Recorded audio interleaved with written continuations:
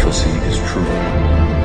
We have now finally arrived to hardcore mode, what is considered as the most difficult game mode in the entire game. Instead of your goal is to basically hit wave 40, your goal is to hit wave 50 instead, and trust me, it's very difficult the entire way through.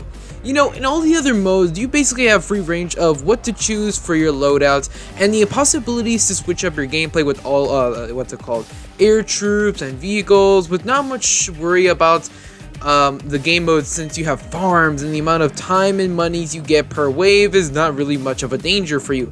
But in hardcore mode, all of that is crossed out.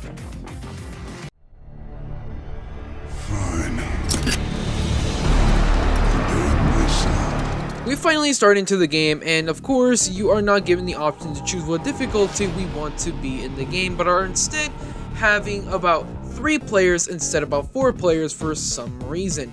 After beating the first wave, you quickly realize that the wave bonus is very low, but not only that, your teammates as well get very low amount of money as well. But also, your units are a bit more expensive than they usually are for some reason, and well, upgrades are more expensive for some reason. But not only that, you also can only get money for yourself by eliminating the enemy. So you will not get any enemy, money from damaging enemies until you basically eliminate them. So as you basically go through waves 1 through 10, you basically encounter the wave 10 enemies. He can't see me, he can't see me. Being the invisible guys again, but instead of them being their regular selves with only like 13 HP or something like that at most, they have even more than that. I'm pretty sure 20 at most, so yeah.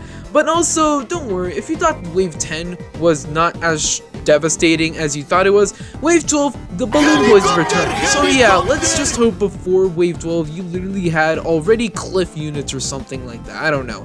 And if you thought that was already bad enough, wave 14, you already encounter a brand new enemy, which is obviously an enemy that has another specific counter to eliminate them, which are lead. I'm pretty sure that's how you pronounce that. They are essentially these enemies that are basically wearing armor, and I'm gonna quote this,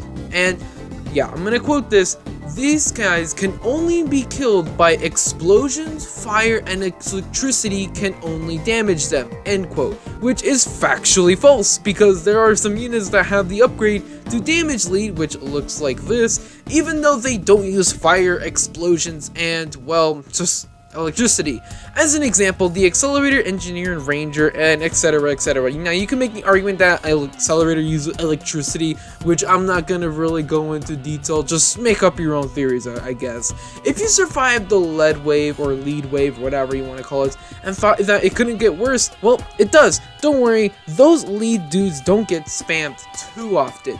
There's just a lead boss or a lead boss who of course has a lot of health, and also the more you damage it, the faster it goes on for. Also, when you do damage it, it will start to lose its armor, so you can see a bit of its like skin and stuff. So any troop by then, when its armor is like off, can damage it, so they're not too bad. Phew, those were pretty difficult waves, right? Well, don't worry, because wave 9 literally sends out a giant mega slow boss that has 1900 HP. By that point, your teammates and yourself should already have some pretty damaging, DPS troops. So yeah, good luck with that. Don't worry about that, actually, because at wave 25, they literally send out another bosses, but this time, it's 3 invisible fast bosses as a final FU from the game creators. If you thought those guys were bad enough, wave 27 literally sends out these Usain Bolt rushers that go faster than your troops have to even react, like accelerators for an example, with not too big areas to attack and can't even damage before they even get past. On wave 31, you send out, or they send out essentially another boss. This time, this guy has 6,000 HP and can stun the troops, or your troops really, with their hammer. Like this is the Fallen Titan. But don't worry, those bosses appear like 5-ish more times after you kill this first Fallen Titan. So yeah, not too bad, and I'm obviously being sarcastic. So you are about 60% of the way there to the goal. You deserve a treat. What is that treat? Well, how about a literal final boss fight, aka the Grave Digger? Yes, literally that guy is Now, in hindsight, this boss fight is actually necessary because since this guy has a lot of HP, converting that to money is essentially so useful because you need a lot of money to upgrade and place more troops. It's alright, it is basically when you think about it, but still a boss. What the hell? After defeating him, you get a bunch of money, which is very nice because the next few waves are going to be hell, and you're going to be fighting a bunch of those mystery boss purple dudes, you know, the guys who spawn even more bosses, or mini bosses to say. So yeah, remember those balloon boys from like wave 12 or whatever? Well, on wave 39, we're bringing them back, but this time they have lead balloons instead of regular balloons. So yeah, you literally need stronger troops that deal lead damage, or lead kills really, and obviously they are a little bit faster. Also on wave 41, there is a bunch of slow bosses, but this time they are called, what's it called? Slow King or something like that, but also they have shield and way more HP. So yeah, good luck with that. On wave 43, we're bringing back the recoil zombie with electricity to make their teammates faster, and obviously have a little bit more HP, but this time with some new bosses. The Speedy King, which is basically those light blue speedy dudes, but you know, just a speedy mini boss, so yeah. Oh, you seem to be drained there, little buddy, and especially of money and life resources that you were literally looking like a corpse of whatever we just sent out to you. Well, don't worry, because wave 44, we're giving you a Molten Titan boss to basically make it more epic, and essentially give you a little bit more money, you know? Wave 45, we have the Warden slash minigunner dude who comes back and stuns your towers with new enemies that can literally stun your towers as well and spawn these invisible ghost-like, what's it called? Fast dudes that of course need to be killed with invisible seeing as well. Hey, want another mini boss? Here's a necromancer that could literally spawn so many more enemies and has like 20,000 HP, so good luck with that. You want another challenge? Here on wave 47, we give you a secret boss, the Fallen SwordMaster. Hey, you're still here? Well, that's actually surprising since I didn't think you were gonna be, since I thought you would die on round 30 or whatever. Well, here's the Fallen King for you on wave 48. Now finally, what you have all been waiting for, wave 50. We introduced the Void Reaver. And before that, we got a bunch of his minions. For an example, the Unknown, who could literally stun some nearby units by slamming his leg down, and yeah, he spams those with 4 fucking Vindicators, and good luck with that as well.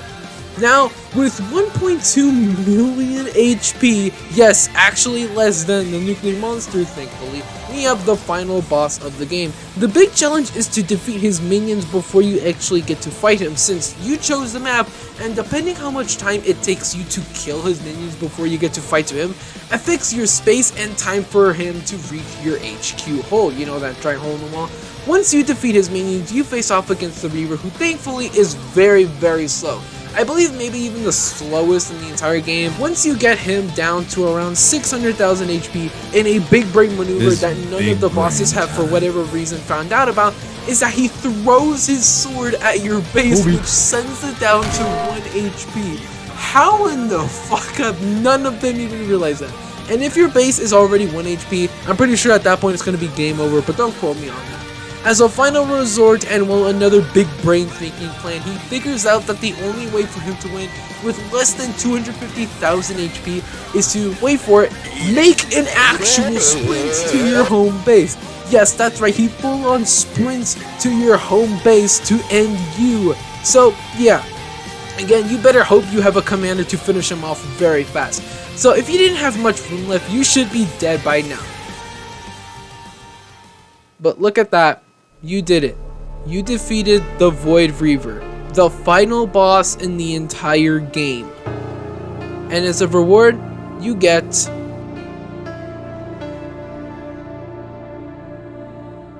$300 gems and some XP, and also a badge. Are you fucking kidding me?